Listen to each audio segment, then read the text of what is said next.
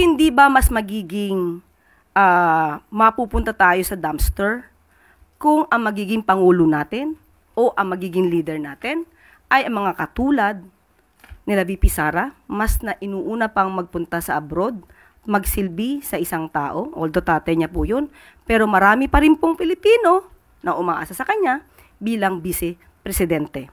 Mahirapan po tayo magkaroon ng pangulo kung lagi po nasa abroad at hindi po ginagawa ang trabaho dito sa Pilipinas. Siguro sinasabi niya yan na road to perdition na tayo. Bakit? Dahil hindi niya naman nakikita kung ano ang mga ginagawa, mga proyekto, programa na isagawa na at naitulong na ng pamahalaan sa taong bayan. Dahil malamang ay hindi siya nanonood ng ating press briefing everyday. At hindi rin naman siguro siya nanonood ng mga programang ipinapalabas sa PTV4 at saka sa RTVM. Talagang mabubulagan siya kapag hindi po niya inaalam kung ano ang naging trabaho at magiging trabaho ng administrasyon sa pangunguna ni Pangulong Marcos.